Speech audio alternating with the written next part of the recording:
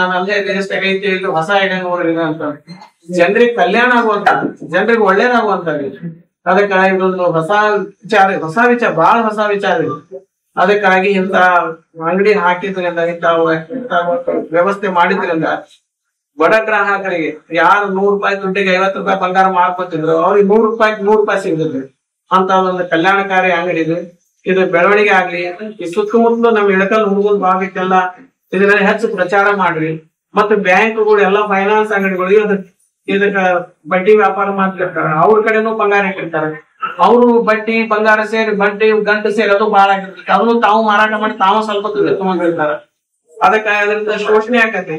ಅಂತವ್ರೆಲ್ಲಾ ಏನೈತಲ್ಲ ಯಾರು ಬಂಗಾರ ಇಟ್ಟಿರ್ತಾರೆ, ಯಾರು ಅದನ್ನ ಮಾರಾಟ ಮಾಡಕ್ ಬಂದಿರ್ತಾರ ಅವ್ರೆಲ್ಲಾ ಈಗ ಬರ್ರಿ, ಬಂದ್ ಇವರೇ ಹೋಗಿ ಅದನ್ನ ಎಲ್ಲಾ ಲೆಕ್ಕ ಮಾಡಿ ನೀವೇನ್ ಕಟ್ಬೇಕು ಅದನ್ನ ಇವರೇ ಕಟ್ಬಿಡ್ತಾರೆ. ಕಟ್ಟಿದ್ರ ಮಾರ್ಕೆಟ್ ರೇಟಿಂಗ್ ಪ್ರಕಾರ ಮಾರಾಟ ಮಾಡ್ತಾರ. ಆಂಧ್ರ ಉಳಿದ ದುಡ್ಡನ್ನ ಸೆಂಟ್ರಿಗೆ ಕೊಡ್ತಾರೆ.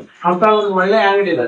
ಅದಕ್ಕೆ ಇದು ಹೆಚ್ಚು ಬೆಳಿಲಿ ಅಂತ ಹಾರೈಸಿ ಮತ್ತ ನನ್ನ ದೊಡ್ಡ ಸಚಿವರು ಈ ಕಾರ್ಯಕ್ರಮ ಒಳ್ಳೆ ಶೋಭೆನ ತಂದಾರ.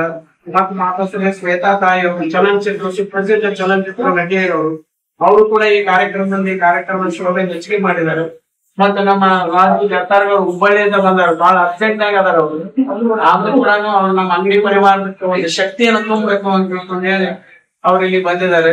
ಮತ್ತೆ ಈ ಕಂಪನಿ ಮಾಲಕರ ಸತೀಶ್ ಗೌಡರು ಬೆಂಗಳೂರಿಂದ ಬಂದವರು ಕ್ಲಾಸ್ ತಗೊಂಡು ಬಂದಾರ.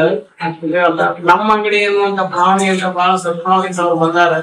ಅವ್ರ ಸಹಕಾರದಿಂದ ಅವ್ರ ಅರ್ಥಗಳಿಂದ ಅಂಗಡಿ ಚೆನ್ನಾಗಿ ಬೆಳೀಲಿ. ತಾವೆಲ್ಲ ಬಂದಿದ್ವಿ, ಎಲ್ಲಾ ಕಡೆ ಪ್ರಚಾರ ಮಾಡ್ರಿ ಇಂತ ಅಂಗಡಿ ಐತಿ ಹಿಂಗ ಅಂತ ಹೇಳ್ಕೊಂಡ್ ಹೇಳಿ ಅಂತ ಗ್ರಾಹಕರಿಗೆ ಕಲ್ಯಾಣ ಆಕತಿ ಅಂತ ಹಾರೈಸಿ ಮಾತು